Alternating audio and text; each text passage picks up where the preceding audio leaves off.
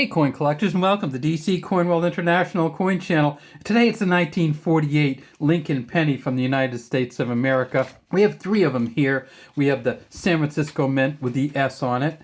We have the Denver Mint with the D on it. And then way down here underneath we have the Philadelphia Mint with no mint mark on it. The penny is the one coin in the United States we never put the Philadelphia Mint mark on, even though all the other coins at this point have either an S, a P, or a D on them. The penny still goes along with no mint mark. In 1948 at Philadelphia, they made 318 million. Of those, they found 6 so far that are a mint state 67 plus. Some people have asked what MS or mint state means. There's an agreement among people who value and evaluate coins that there are certain standards a coin has to have in order to be graded, that all the coin evaluators will try to follow the same standards.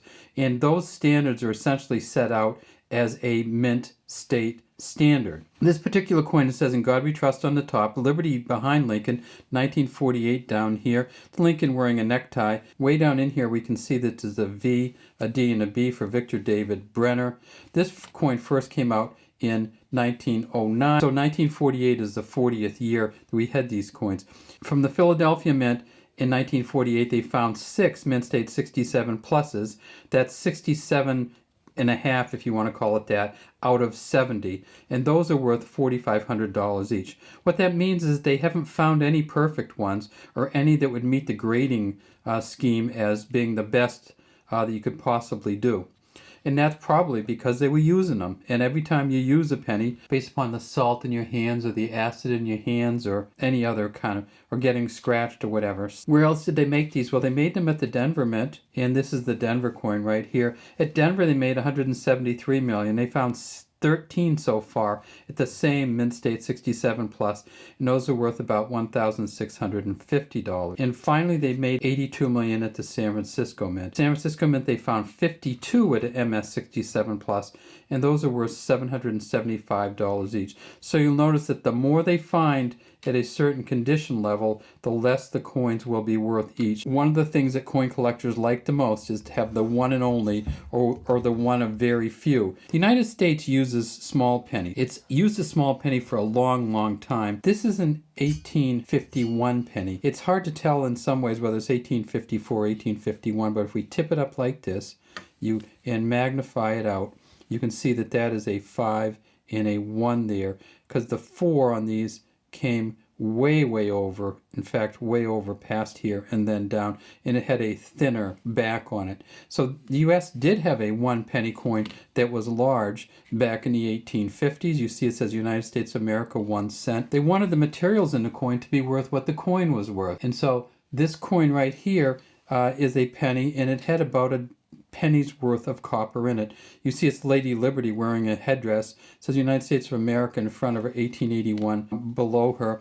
And then here there's a shield and a wreath back with the 1 cent in the center. Some other countries went to the small penny pretty quickly, as did the US. Canada is one of them. And here's a 1948 small Canada penny. It's a George Kruger Gray maple leaf back, and it has Queen Elizabeth's father on there, George VI. Speaking of George VI, in 1948, penny from the United Kingdom was still a huge penny. And this is the 1949 version of the United Kingdom or Great Britain penny. And you see it says 1 penny on it. Canada has the number 1 in cent on its coins. We have the word 1 in cent on our coins.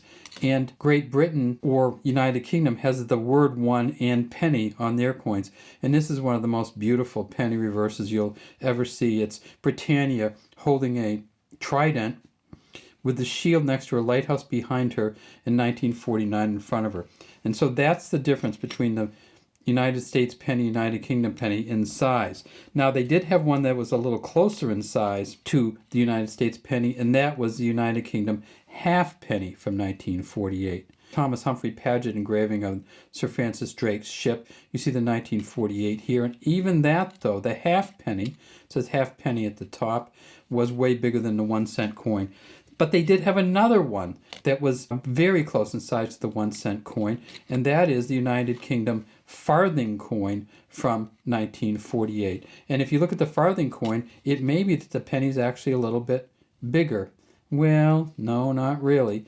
The penny's actually even smaller than the farthing coin. The farthing was worth 1/960th of a British pound. We'd be talking about 1/10 of a cent.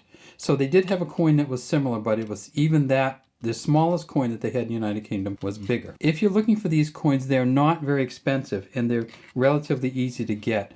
These coins here, all of them, you could get each one of these coins for under $1 if you do it right and go to a coin show or whatever. The most you probably would ever pay for coins in this condition is maybe $2 to $3, and if you do pay $2 to $3, you would want it in a little bit better condition than these ones. And what the coin graders do, or coin grading agencies or professional coin grading services do, is look at the coin and they look at how much detail you can see. Now we see this is a bronze coin, 95% copper, 5% zinc or tin. On the back in 1948, we still had the wheat ears reverse, or essentially these two stalks of wheat on each side. It says E pluribus unum at the top, 1 cent here, United States of America. And that changed, of course, in 1958. They went to the memorial reverse. And now the modern coin actually has a shield reverse on it. What you would do to evaluate this would be you'd look at the stalks of wheat and see how much detail that you have. You'd look at the letters, you'd look at the rim, how much detail are in those dots. That's how you evaluate a coin. All right, that's all we have today from DC Coin World. I'd love to have you subscribe to our channel and leave any comments you have in the comments section.